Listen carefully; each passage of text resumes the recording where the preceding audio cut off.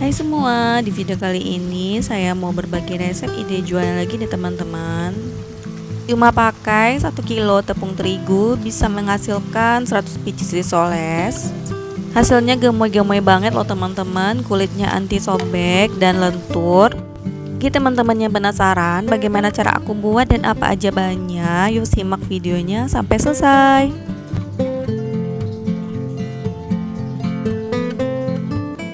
Pertama-tama kita panaskan sedikit minyak dulu ya teman-teman. Kemudian kita tumis bawang merah sampai wangi. Ini kira-kira 6-7 siung bawang merah. Bagi teman-teman yang baru bergabung di channel ini, yuk bisa di-subscribe dulu supaya teman-teman tidak ketinggalan video-video kita berikutnya. Bagi yang udah, terima kasih banyak. Selanjutnya di sini aku masukkan kentang dan wortel yang udah dikukus dulu ya teman-teman. Kemudian kita potong dadu.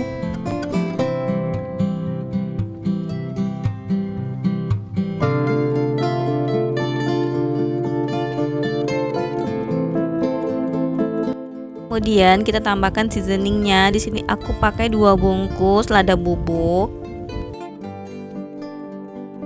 Kemudian tambahkan 3 sendok makan kaldu bubuk. Kita aduk dulu.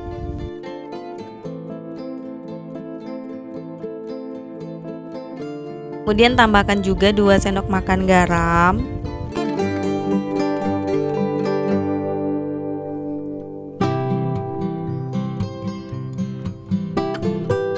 Tambahkan juga 3 sendok makan gula pasir supaya lebih gurih. Ini bisa untuk pengganti micin ya teman-teman.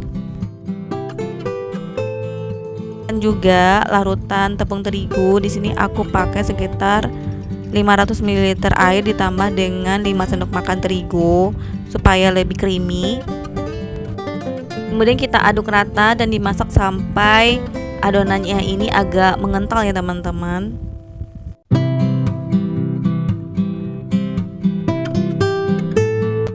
Nah, ini udah matang ya teman-teman. Kita sisihkan dulu dan biarkan dingin. Selanjutnya kita siapkan 1 kilo terigu, tapi di sini karena wadahnya kecil, kita bagi dua dulu ya teman-teman. Aku pakai 500 gram terigu protein sedang, tambahkan 5 sendok makan tepung tapioka dan kita campur dengan air sebanyak 1,5 liter, tapi kita masukkan secara bertahap. Kita aduk dengan whisker seperti ini supaya lebih cepat larutnya ya teman-teman. Karena airnya kita masukkan bertahap, jadi kalau masih kental bisa kita tambahkan lagi. Tujuannya supaya nanti adonannya tidak keenceran ya teman-teman. Nah, supaya lebih cepat halusnya, kita saring aja adonannya.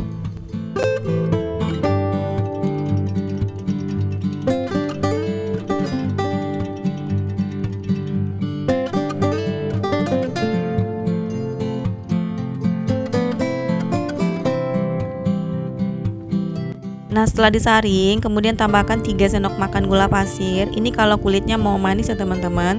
Kalau tidak mau manis bisa di skip. Kemudian tambahkan 1 butir telur. Kemudian kita aduk rata.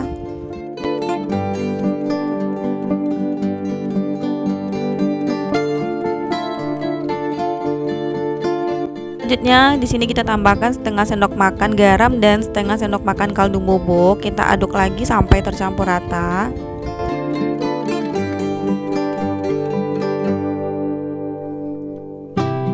Nah, ini untuk kulitnya, adonannya udah bagus, tidak terlalu encer dan tidak terlalu kental. Jadi untuk sisa tepungnya 500 gram lagi, teman-teman bisa kalikan 2 aja dari resep yang tadi.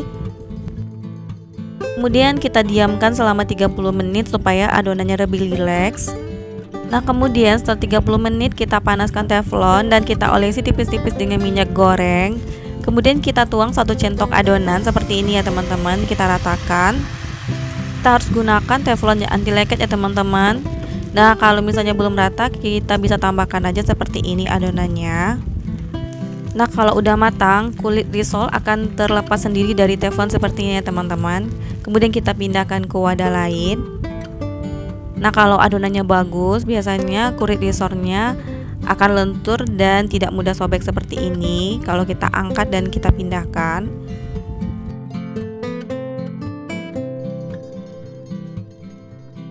Nah, ini kulit risolnya udah selesai kita buat ya teman-teman. Teman-teman bisa lihat sendiri, lentur dan tidak mudah sobek.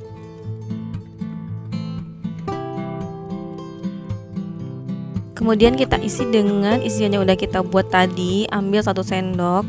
Kemudian kita lipat seperti yang ada di video ya teman-teman.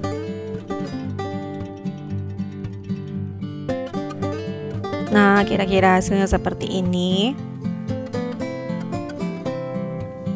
Kemudian lakukan sampai selesai.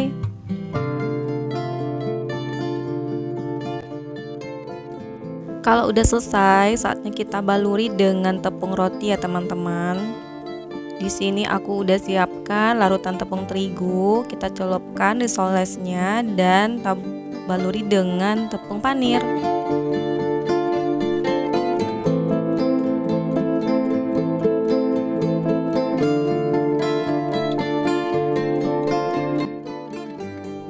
Nah, kira-kira hasilnya seperti ini. Kemudian kita lakukan sampai selesai.